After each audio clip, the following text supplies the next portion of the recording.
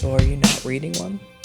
I will, but this one would have been mine because I'm number 3. Save it as a hidden question. You have to ask And if there was David one. anybody who shouldn't read one, it would be me. You know what I mean? So I'm glad to give it up. Gosh darn. All right. I'll go.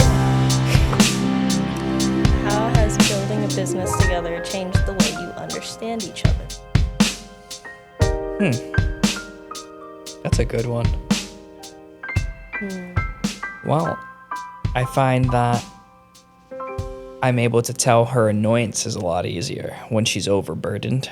How to help with that? What are you looking for? Just so if somebody was, let's not say it was just your relationship, but how would you, what are the signs, what are the body language that you're looking for in case somebody else listens to it and they're like, oh, okay, I could look for that. I could figure this out. Okay, so for me personally, I would say from my experience, she's, again, very generous person, as we've already made, but you can tell with her snippiness. It's almost like a shorter fuse. Okay. Then it's like questions, it's overloading, it's sensory overload. So too many questions or too many things happening at once, sounds, anything that's an overload would start increasing the amount of So like snaps. sensory experiences becoming overloading Correct. then adds to stress hormones that are difficult to be able to maintain. Yeah, like at that body point. language is like big thing. Like especially when you're overwhelmed, like you start dropping things, you start becoming more careless with your like more.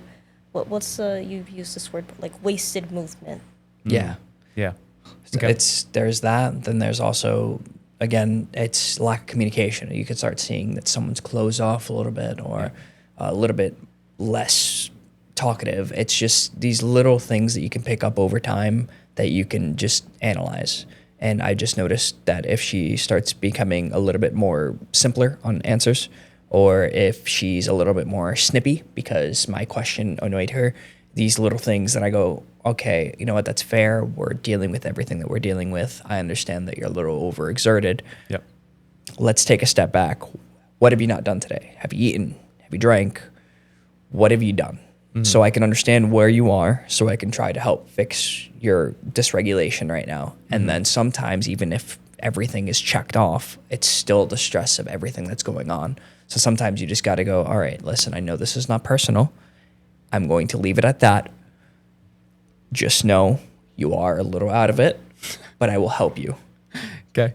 Yeah. And that's been so far. I feel like it's also just both ways, and then there's just times like you just want to be alone. You just want to be in your own headspace. Yeah. But first and foremost, extremely compassionate approach. Definitely. You know what I mean? To be able to recognize all of those things, to slow down and try to find those checklists. For you, when you're feeling that way, what are the things that that move the needle for you the most? How do you start to find that emotional regulation as he steps into that situation?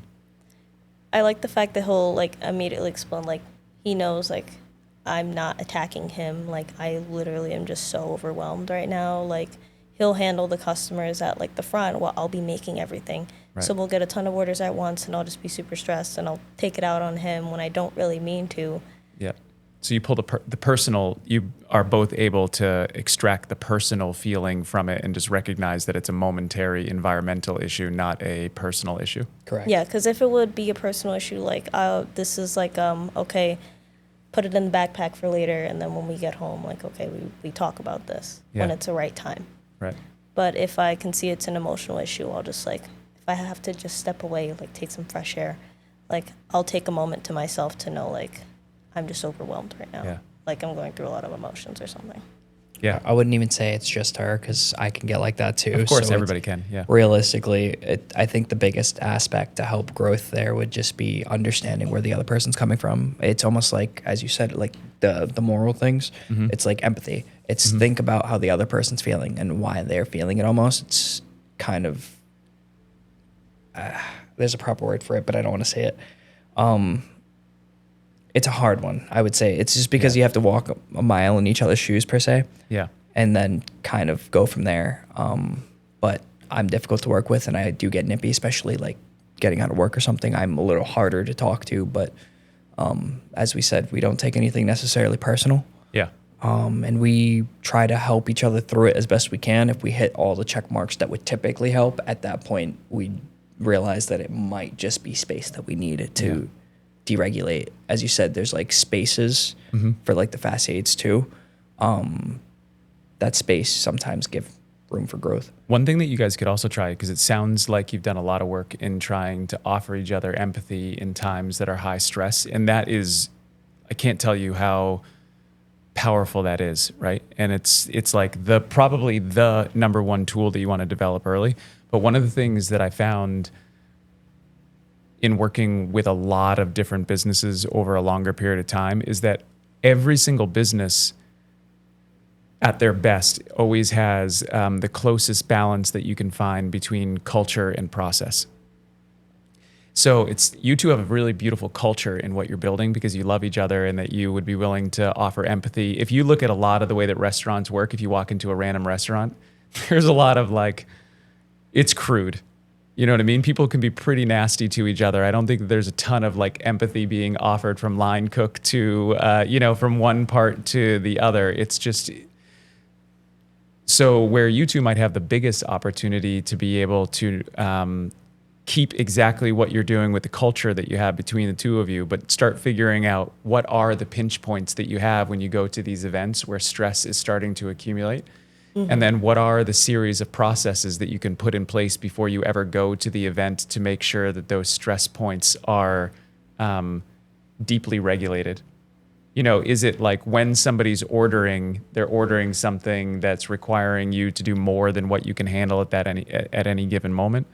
So can you prepare for that before you ever go to the event by having more of that thing ready ahead of time? I don't know how to answer that question because I don't know exactly what a process would be to improve what you guys are experiencing. You could talk to that, but you might put your time into increasing process and celebrate the fact that you two are kind to each other even when things are stressful, because that's a very hard thing to do.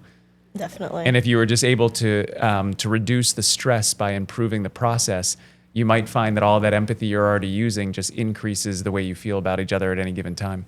I'd say you're very keen, because that's something that we ended up finding out is like, okay, so we got stressed around this. Why did we get stressed? And we analyze this. Yeah. So sometimes the process, we need to make more of this or have more of this ready. And at times I've also tried to figure out, like, is it because you're getting too many orders at once in this case? Yeah. So I would step in and try to do what I can, or get an in-between, or, talk to the customer to keep them less occupied with the food, and whatever I can do to try to minimize her stress factors. Yes. And I would say your analyzation of it is pretty on point. As an entrepreneur yourself, I would assume you would got that down packed. Well, you might relate to this, but a lot of the time that I spent observing other businesses was walking into car dealerships, and car dealerships, they have like 4 businesses that are running under one roof at any given time. So you've got a sales department, you've got a service department, you've got a parts department, and you've got technicians. Those are the 4 major departments that are actually happening. And then on top of that, you've got some sort of form of leadership. You've got managers, you've got a GM, and if you walk into a dealership that has poor process, what you experience immediately, poor process or poor culture, it depends which one, but you feel like there are 4 different businesses running under one roof and none of them know how to take care of you. Not very cohesive. Or you walk into one of those places and you feel like you're just walked into one business and everybody in every department has one job, which is to make sure that they take the best care of you that they possibly can. Yeah. That's what great process and culture looks like, but you can't do it with just one or the other. If you get too heavy on great culture of like everybody's friendly and everybody's trying to take care of each other all the time and everything is like we're going to make everything okay for everybody, then eventually that falls apart. Yeah. And what you have to do is what you just described, David, which is not only important for business, but it's also really great for life in general, which is that every time you run into discomfort, you just sit back and you're like, why? Yeah. Why did we become uncomfortable? What was happening in that moment? And is there a solution? And if there is a solution, can we create a process so that solution gets solved before we ever get to the point of discomfort in the first place? And if we can't, can we just recognize that we're going to get uncomfortable in that moment and just take a second to look at each other and be like, visual hug right now, like just like this is just going to fucking suck. Let's get through it. There's nothing that we can do about it. And we did everything that we could to improve our process. And this is where culture kicks in, where we're willing to give each other the empathy necessary in a tough moment to just be like, okay, over that hurdle, move on to the next. You know what I mean? And you keep going. That's where you can reach a really deep level of emotional regulation, where nothing gets you too high, nothing gets you too low. You're right in the pocket of making sure that everybody who comes up and sees you is getting exactly the version of you that you want them to feel. Definitely. Looked like you had a thought there. No, it's more like, especially like when we're overwhelmed, it's also something to keep in mind of like everybody's seeing you. So you can't like be snippy or like yell at the other person because you're overwhelmed. Definitely. It's important, like image at the end of the day is also important. Yeah. So like some people have witnessed this at the last event, like they were playing a really good song. Like sometimes like when I just need self-soothing and I know I'm overwhelmed, like honestly, I'll just start dancing. Oh, good for you. Like you'll notice it sometimes even at home, like if I'm just stressed or something and I need to like escape the stress for a bit, like I'll just play some music and I'll just start dancing all silly in the kitchen. Amazing. Like it gets the emotion out at the same time. It gets me moving. I'm getting exercise in a way. Amazing. And who's not going to enjoy seeing somebody like express themselves positively through being Like you know, singing dancing or and having dancing. fun. It's just a form of expression at the end of the day. I don't know how much time you spent with Oliver, but Oliver, if you spend 10 minutes with him, you'll realize that his whole life is music. And so much so that if you have a 5-minute conversation with him, you'll start to realize that he is bobbing his head at any given time to some rhythm that's not actually happening in the room, but it's clearly happening in his head. Oliver, can you bust a move? Can you dance, Oliver? I've never asked you that question. God voice. You know, I would really like to say that I'm good at dancing, and I would really like to be good at dancing, but I'm That's not exactly good what at people dancing. say when they're not good at dancing. I think he can bust a move. It don't matter. Oh, you got to give a yes or a no. Can you bust a move? Like on the spot. In a crowd. If you blend in. Yeah, exactly. Okay, good to know. I would say at this point, why don't we try the second question? Okay. So this goes back to you, right? Oh, that was a much better toss. Oh, yeah. That was very Yeah, we're good. getting in sync I now. rate we're that finding 8 our out of flow. 10. No problem.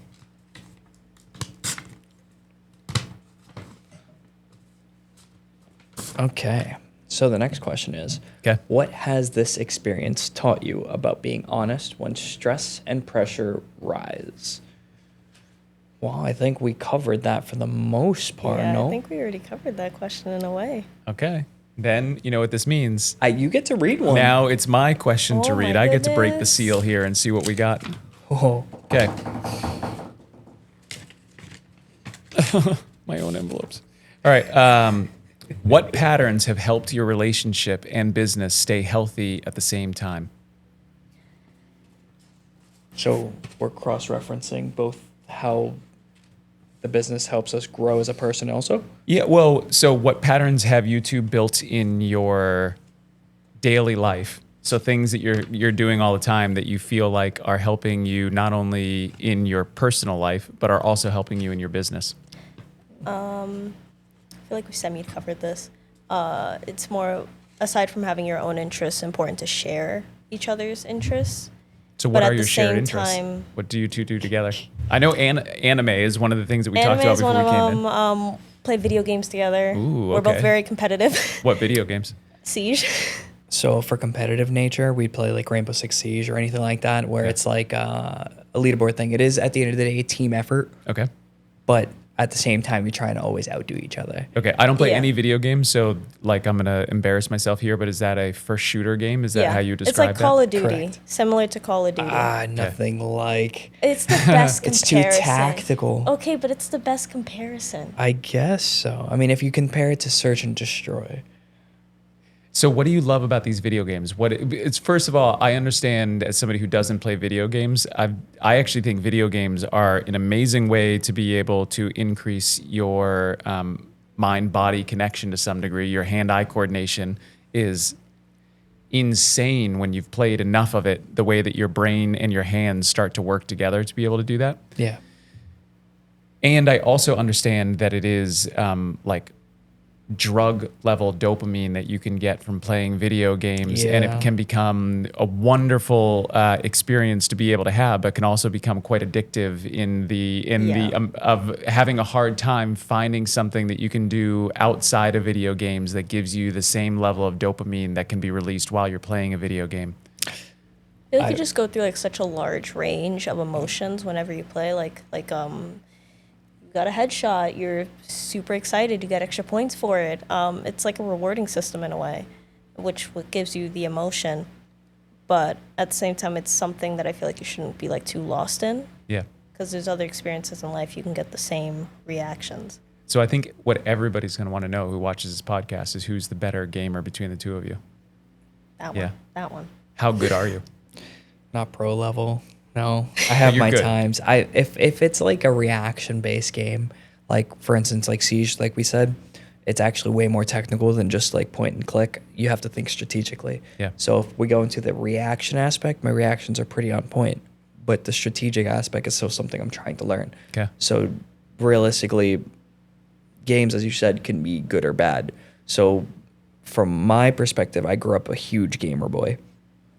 So I learned to think ahead. I've also learned plenty of things through video games. Like, believe it or not, like Assassin's Creed's a really big one. You can learn historical context minus the assassin things. I mean, Yeah. who's to say? But Yeah. yeah. You can also watch movies and, get historical things out of it, even if it's not completely historically accurate. So I think video games fall in that same realm, right? Believe it or not, Definitely. there's a teacher who actually went around and started using Assassin's Creed to teach the class. Of course, she got let go because the parents complained or whatnot, but it's so accurate, like the revolution and stuff. They hold true to the actual key point, and the only thing that differs is this protagonist in the background that's changing things.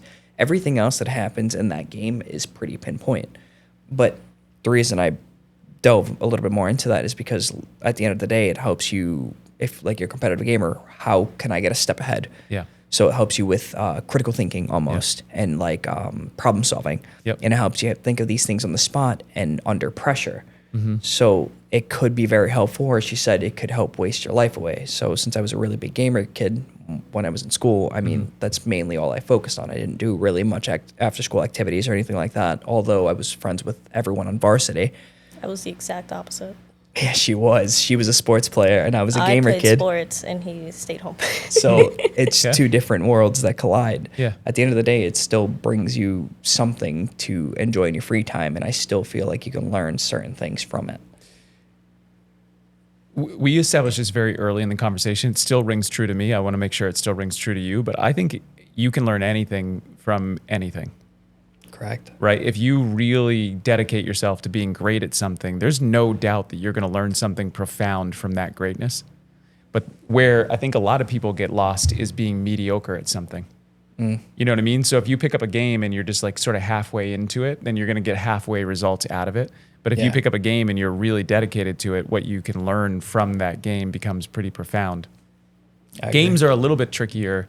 I mean, I was telling you before we came on, like one of the concepts that I became obsessed with was that I don't play games, video games, but I have been obsessed with the game of Survivor, the show, since I was, I don't know, when it came out in 2000.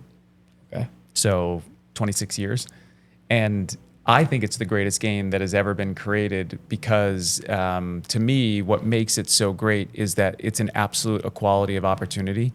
That if you look at who's actually won Survivor over now that's been 50 seasons, there's nothing that advantages men, women, ethnicity, like every shape and size and version of a person has won Survivor, which just means that if you play, and you play as yourself and you play as hard as you possibly can, anybody who plays can win. Okay. And I think video games actually do that at a fairly high level too. Like if you start playing video games, you all start from a level playing field. Yeah. I've just been insanely curious, like our mission has been like, could we create a game that also made your life better? Because the one thing that video games do is they thrust you into a fantasy that oftentimes is violent or like all of these things that are fun. Like I like violent movies. I like, there's nothing wrong with that, jumping into that world. But if you stay immersed in that world for long enough, it Yeah. can start to Warp. yeah, I would say in the exact same way that if you got addicted to watching pornography, it would reshape the way that you should understand how to have a loving relationship and a loving sex life with somebody else, because you're watching something that is fake, not real, and you're pretending like it is. You're too immersed in a fake world. Video not games, reality. yeah, it doesn't make it bad. Just like I'm not trying to knock on anything. But it does present the idea that you have to be really careful how you indulge in fantasy, Okay. because all of a sudden fantasy can start to warp your reality if you don't figure out how you have a good basis on it. I got a good loop back. Okay. It's almost like the fast aid we were talking about, where you put on that fake front, you get Yeah. too immersed in it, and you start losing track of what's actually real and what isn't, because that becomes your norm. Yes. So I feel like that's a good tie around to the original conversation. No? Yeah. So how do you find that balance for somebody who loves video games? You've gotten a lot out of video games. How have you found that balance in finding what is the right amount of time to be able to get a lot out of it, but not so much time where it becomes an addiction that you're not getting, it's not giving you a good return on your investment? Where I stand is, I think I've played enough video games to where my real life achievements almost feel more rewarding. Yeah. So you can feel the superficial rewards that you get from video games past a certain point, at least for me. So as we said, like the headshot bonuses or whatever the case is, dungeon crawlers, essentially they give you constant boosts and stuff. I can play those for hours, don't get me wrong. But at the end of the day, you just think this wasn't exactly the time that I should have put into this, because I could be doing this. Like, for instance, the business, we could be thinking about business strategy. We can think about what we need for the house, how we can make our home lives better, because, going out's expensive nowadays. So how can I feel comfortable at home? As comfortable as you made it here, of course. So it's like, how do I do this? Yeah. And the video games start taking too much away from that. And as I guess I experience more, the more I feel like video games aren't exactly what I need. It gives you a superficial feel and a break because it feels almost safe, while reality gives you so many unknown variables that you start overthinking it. In video games, you can at least start over. Yes. Life you can too. Unless you get, there's one version that you can't, but everything short of that. True. Yeah. But I mean, in a sense where, like, everyone's too afraid to proceed. So, like, the Goosebumps books? Yeah. So you know how it's like, go to this page, you can do this for this action, but it has a scary ending. So you always flip back going, oh my God, but I had my finger here. That's the same way life can't be. So the video games give you that outlook, which is what people are drawn toward, because it's always a safe environment to test in. Yeah. Well, reality, you're going to have to deal with the consequences and deal with everything. And I feel like big too risk, big reward. That's many right. people get too scared. That's right. And I think that that's also where video games could be amazing if you could put them into the appropriate context, where it's like what you're actually spending your time on is a very low risk, very low reward. But the problem is that it doesn't feel low reward because the chemical response that you get from it is high reward. Yes. So it's very confusing because you're getting a chemical high reward from a low risk. And life is almost always high risk and sometimes can feel like low chemical reward. Yeah. Because sometimes when it doesn't work out, the chemicals that you actually get released are negative. Yeah. And then you've got to deal with that. But I don't know if the two of you would agree with this, but in my experience, the thing about life, maybe video games, this is true, but when you have an easy reset in a video game, what it doesn't teach you is how much you can get out of a loss. Like when you take a real loss in life, that fuels you so much to be able to figure out how you get your next win. And video games are sometimes hard to figure out how you find that balance. I got one. I love that you raise your hand, by the way. It's my favorite Yeah. thing. I've He's learned. so polite with it. Yeah, it's unbelievable. I've learned to insert myself. I've by never raising my had hand. somebody raise their hand in a podcast yet, so this is a new thing. This is amazing. Yeah, so I got one game that actually counters that. Mm-hmm. One game franchise, I should say, Dark Souls. Okay. So essentially, there is no difficulty setting Okay. at all. Okay. The game is as is. Okay. The difficulty is like insane, and all you can do is learn by trial and error. can I go this way? What if I use this weapon or this skill set? Or what if I threw this and ran back over here? And, you know, it's literally just trial and error over and over. And I honestly really, really hated it when I was like really, really into video games. Yeah. And that's because it wasn't giving me what I wanted, which was that immediate reaction of like, you know, I don't know, accomplishment. But then the more I went through life and the older I got, I started realizing I really, really like Dark Souls games. And why? It's because it gives you a challenge and you feel so successful when you finally persevere through it and when you figure out a solution toward it, and not due to like a quick hack or a quick 30-minute play. You sometimes have to dedicate days or months. My cousin, for instance, he plays a lot of video games, and he was stuck on a boss for like a month straight. And he would dedicate at least an hour to 2 hours a day until he couldn't because he was getting aggravated. And then he finally found a way to beat it. And the sense of gratitude and satisfaction, he just was like, you know what? I can quit this game and be perfectly content because I have spent so long on this. I finally got this. And instead of quitting, he actually continued because that gave him that sense of drive and purpose because he felt good and continued. And I feel like realistically, life is that exact comparison. Yeah. As young entrepreneurs, guys, what you just defined there, that's resilience, right? Yeah. That's like this. It's like the strength to keep going. It's both strength, right? But that would also imply that that maybe one person has more of it than the other. Resilience to me is even more beautiful than that, because what it means is that you have been willing to test yourself and realize that you can overcome anything if you point your willpower towards getting over it. And nobody else can give you that. Only you can give yourself the feeling of resilience, right? Like nobody could have told your cousin, like, hey, here's how you beat that boss, and have him have that feeling of satisfaction. He had to figure out that he could actually beat that boss before he could get that feeling, which I would define as self-confidence, you know, a dose of self-confidence that you're bringing in. How do you two feel like you're building your self-confidence in the way that you're building this business? How are you finding your resilience? How are you finding your opportunities there? I feel like just as, like, we're still learning to do everything business-wise. And, like, I have some, like, my dad gives me great advice, especially, like, working in a town like Amesbury. Like, people are very open if you ask them questions regarding, like, business. But over time, we're just learning little by little. Like, our biggest struggle right now with business is, like, well, my biggest struggle is, like, I can have the idea, put it out on a plate and be able to sell it. But at the end of the day, my biggest struggle right now is, like, administrative work. Yeah. Like, at the end of the day, like, it's not just the idea itself. Like, there's paperwork that comes with it. So it's learning all of that. But as I'm, like, learning new things, it's, like, motivating me to want to do more. Yeah. And keep going. Yeah. And those small learnings in the background are things that you just have to take one bite at a time.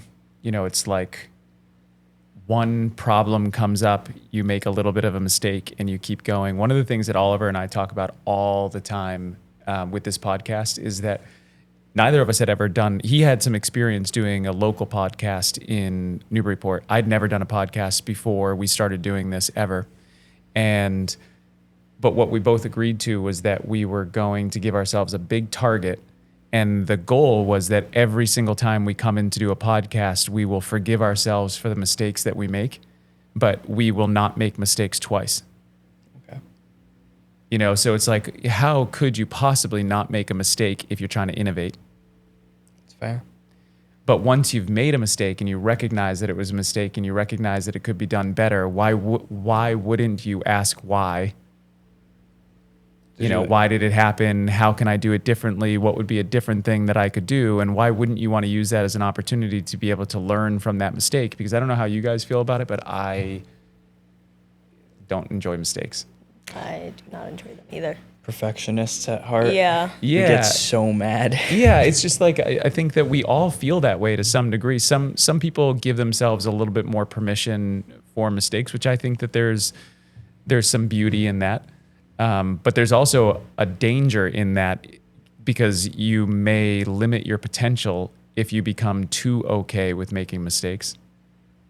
You know, like if you play video games, I'm assuming that I'm harsh on myself. yeah, you can't. Yeah. Same. But I mean, we transfer that to real life. As I said, we're like low-key perfectionists. But in general, like we're if you can tell, I get more passionate about video games. I'm such a nerd. Nerd out, man. We like it. Geek out. Fantastic. Because like then literally, as you said, there's something that you just sit back and you go, okay, why didn't this work? What did I do wrong? How could I be better? And I just think it's so critical to think like that in general. Video games has made me resilient, like incredibly so to issues and challenges and all that stuff. So, I mean, starting up the business and everything, I would say, again, as she said, I ask anyone who would give advice. I always go and ask, even if I can't use it now. Like years ago, before we even started this endeavor, we were delving into the business aspects.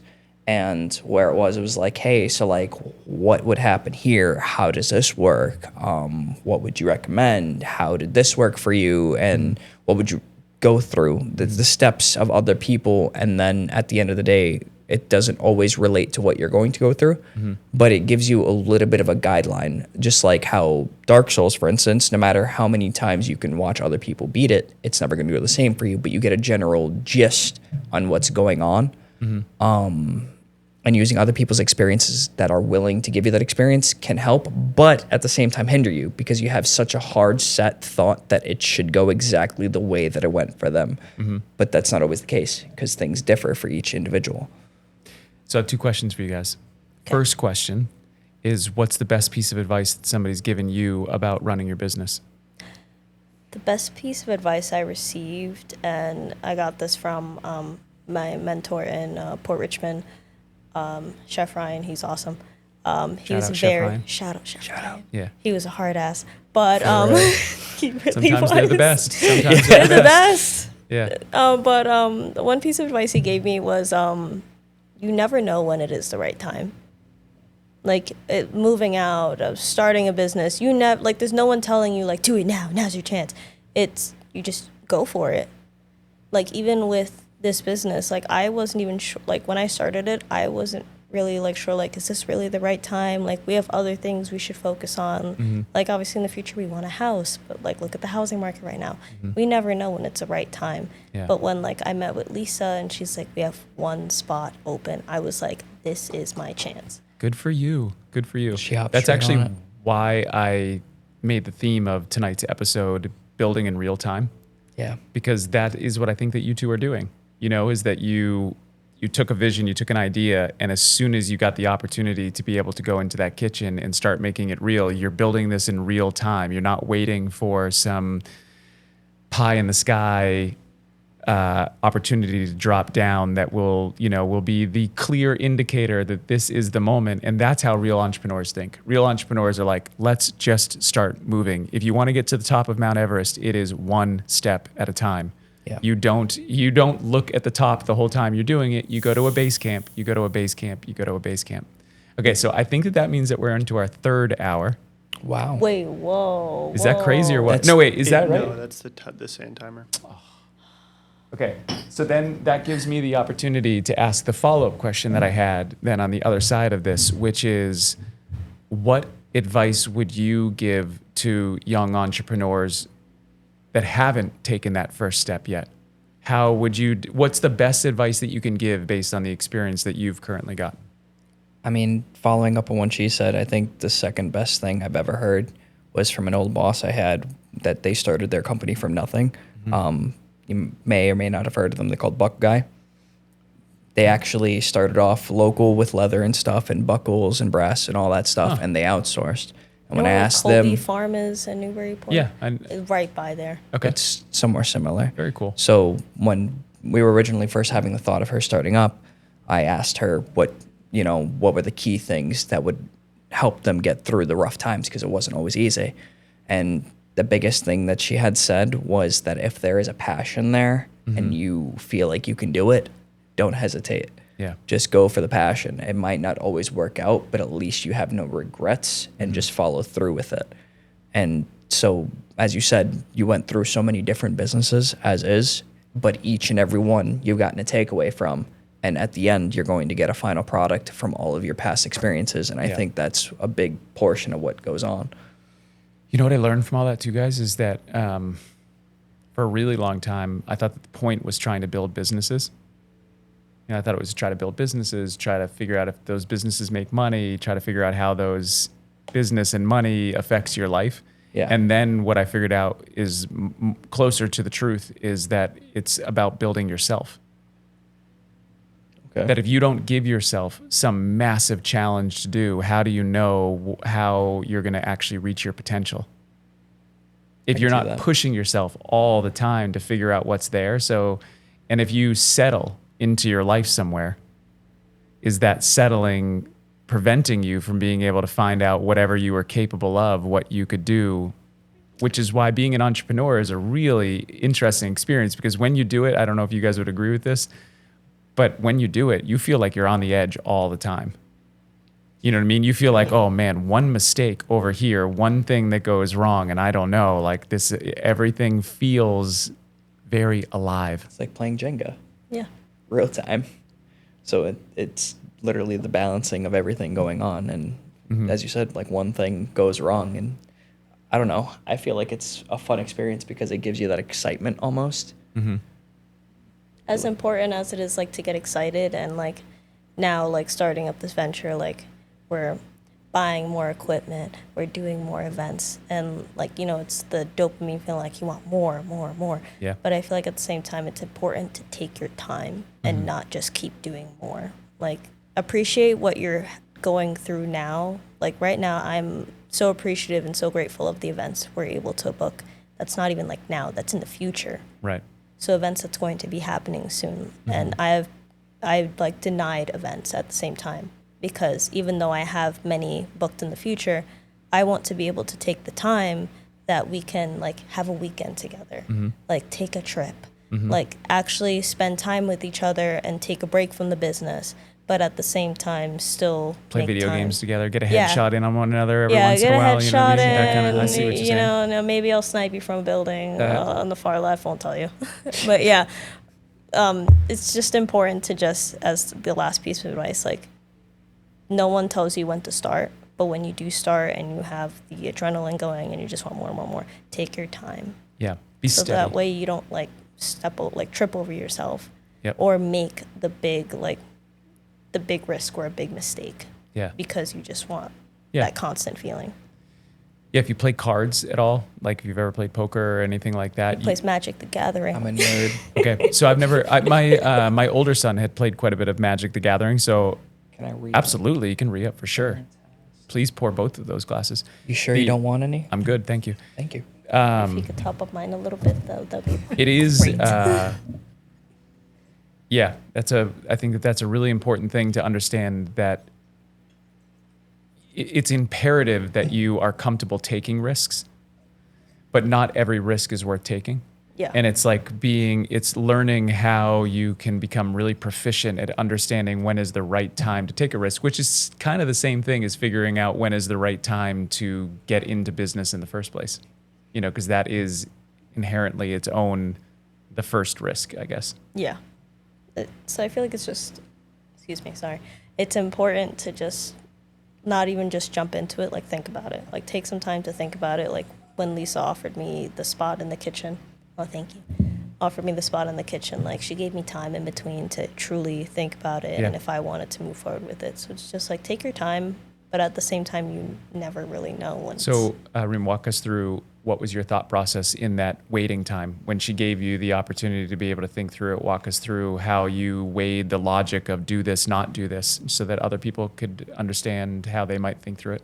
I feel like it's important to have like your circle of people, to know like to talk to be personal with, to know like what do you think I should do, but don't completely rely it on like what they think. Yeah.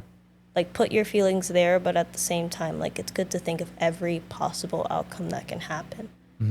So like when she gave me the opportunity and she gave me that waiting period, like he was the first person I spoke to.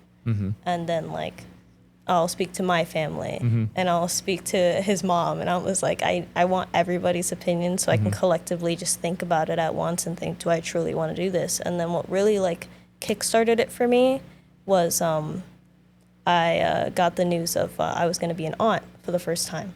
Congratulations. Thank you.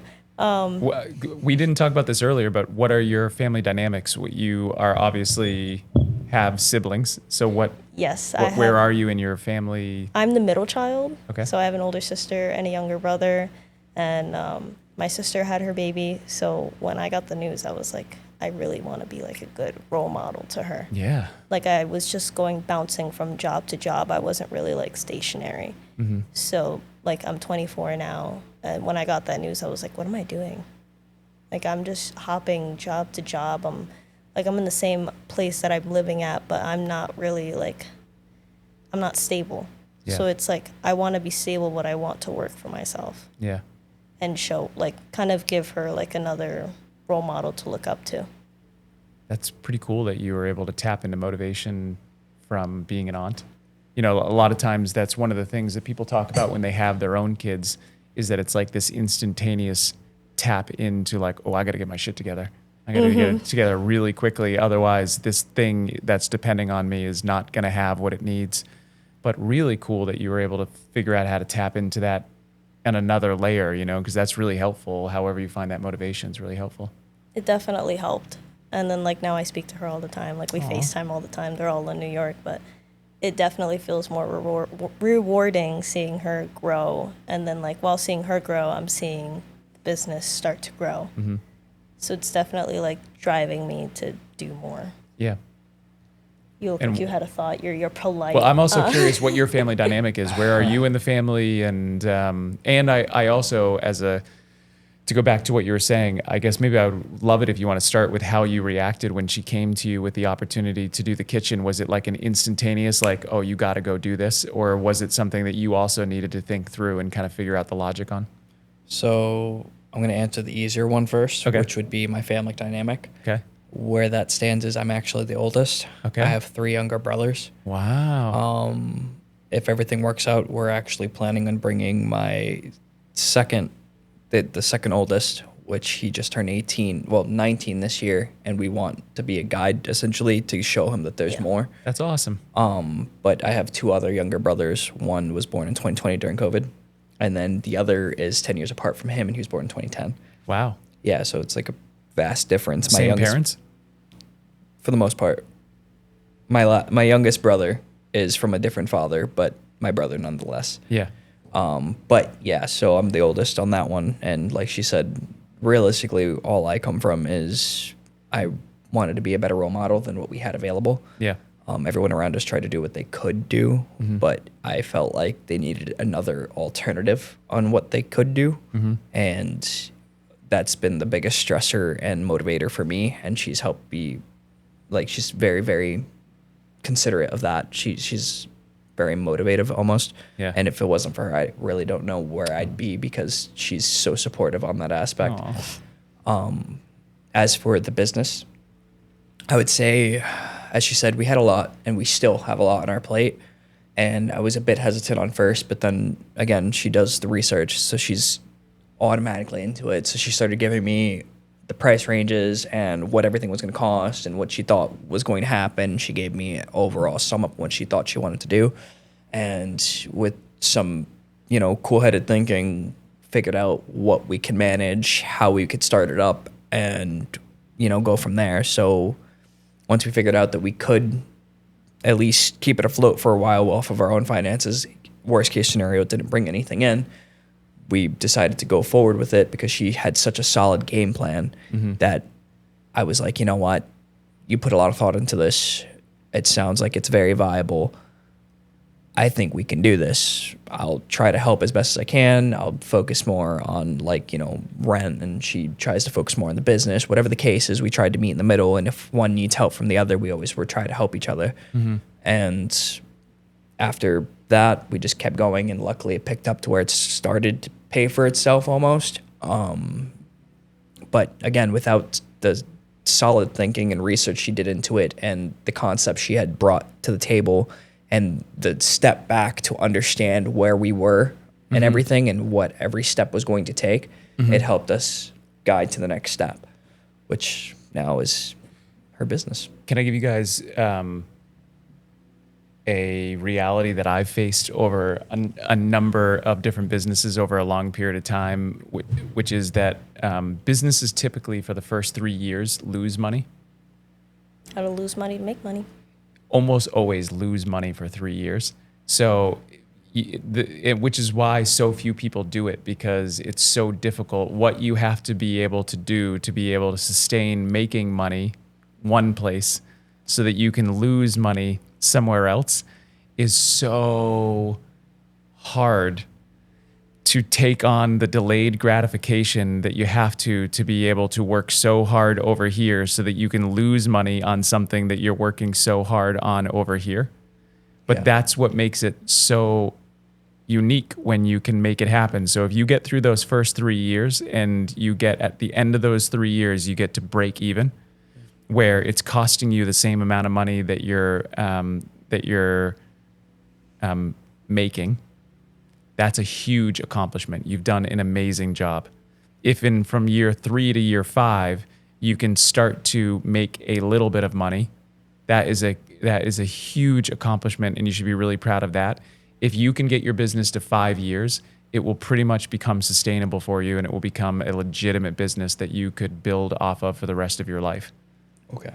But the first 3 years are very, very difficult, which sounds like you two are managing extremely well in how volatile that can feel, to be able to take the risk of all the work you do over here ends up feeling like it's going somewhere difficult on the other side. I'm still doing it even with businesses that we're starting right now. Like we have parts of our business that we know do really well, and we take that and we divert it to businesses that we're building that we take losses on for long periods of time, with the hopes that that gets up and going. It's how it works forever. It's just the scale at which you do it is what starts to change as you get more and more into your entrepreneurial. It definitely started taking like a drastic change, because when I first started it, I primarily wanted to stick to sweets, because I always even though I can cook savory food, I always just went back to desserts.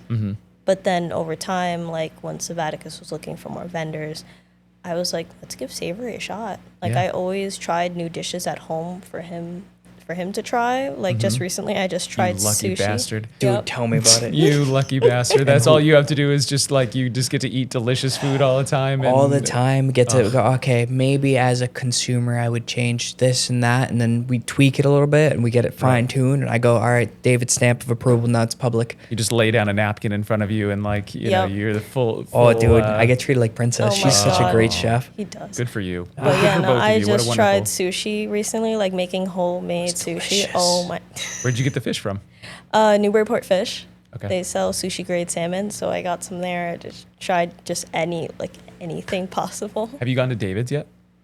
Yes. That's the one on Salisbury. Route 1. That's That's the Salisbury one, right? Yes, It's I the what? made you tuna steak. That was the Salisbury one. Ahi tuna. yeah, probably in Salisbury. Yeah, that back road with like the Yes. swampish almost. Exactly. Yeah. Dude, Route 1 is a very strange road, I but felt- they've got all is. kinds of cool stuff over there. I felt cool because I was like, I own a fish shop. I see what you did there. I know. I see what you did there. You took credit for the name. I got I you. did. I got you. There was one other. So you were talking about your family dynamic. You're the oldest in your family. Correct. And one of the things that I was thinking as you were saying that, which is really, we just released a podcast yesterday that was it was a podcast that was all about parenting.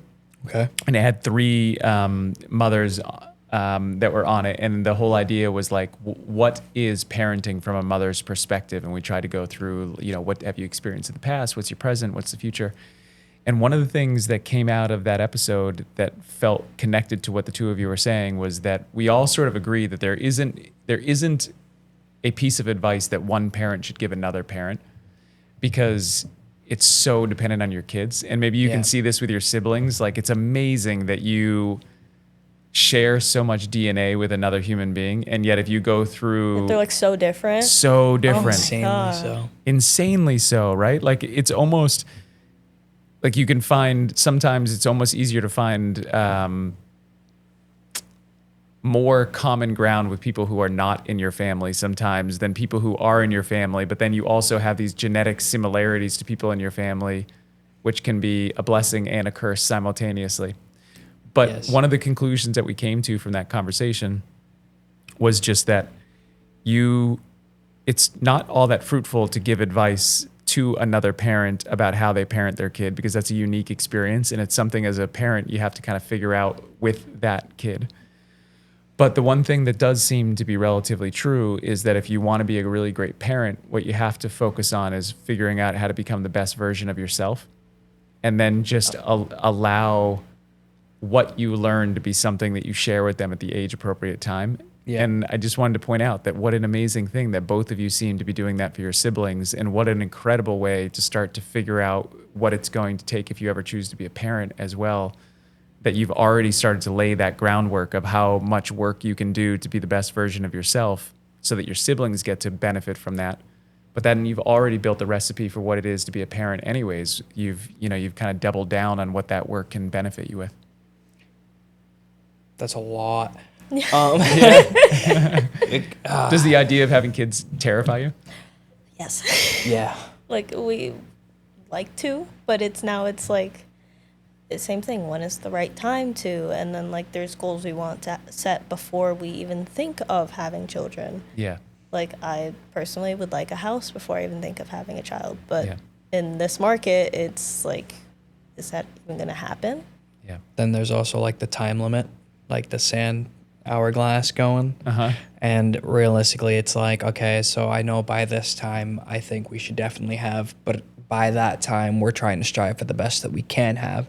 Yeah.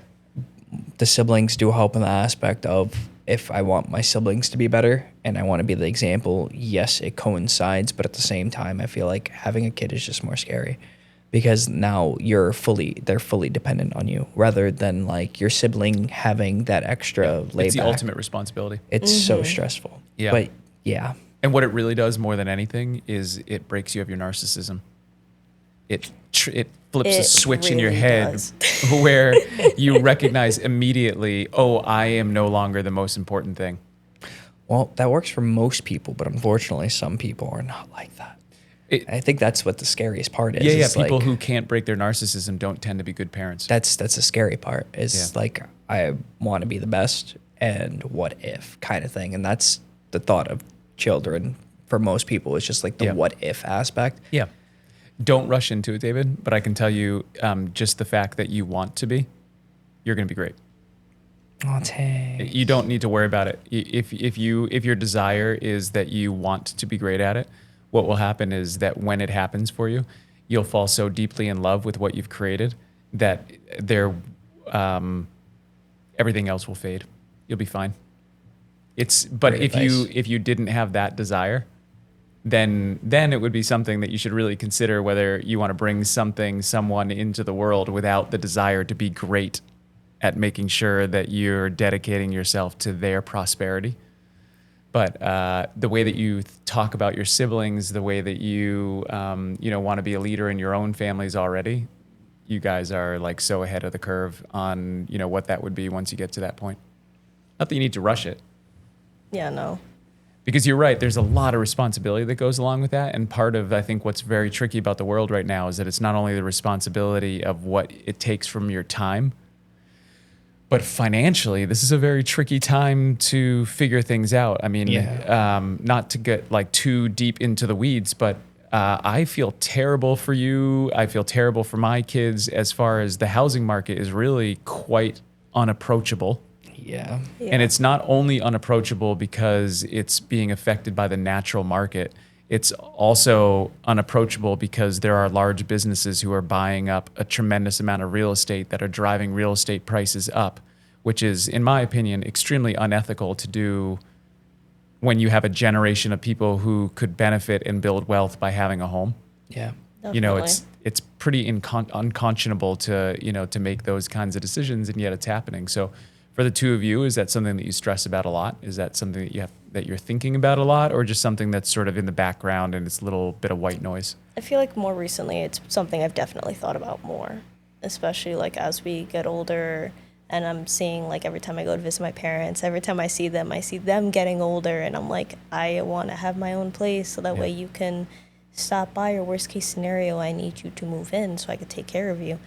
Okay. Or even with my own siblings, like I always tell my brother, like, you're always welcome here, and my sister the same way. And I just want to have that space that they can come over, and I don't need them to stay in a hotel room. So in the spirit of getting into our last three questions, which we're not going to jump into yet, but in that spirit, I want the two of you to tell me your dream. What kind of house would you have? What would it look like? Would you have a yard? Would you not have a We've yard? had multiple conversations. Do you want to, You want to start and I'll continue, or you want me to start and you I continue? have a feeling you want a garage.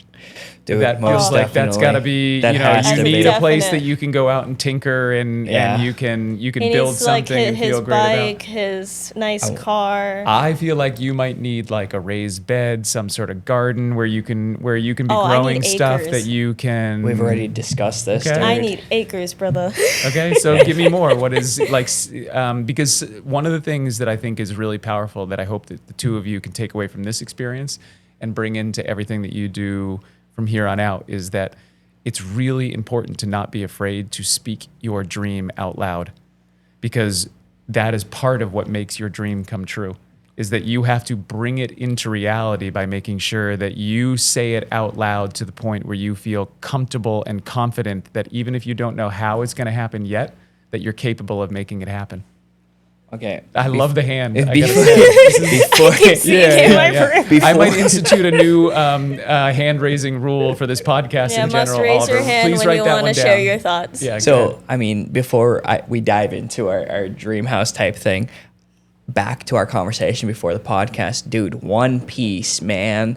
I'm telling you, you'd really get along with it. The entire time he proclaims he's going to be the king of the pirates, he's going to find the One Piece, he's going to do this, he's going to do that. He constantly goes and says this out loud, Yes. no matter the diversity or the responses he gets. Or the stronger yes. figures he's Yes. facing.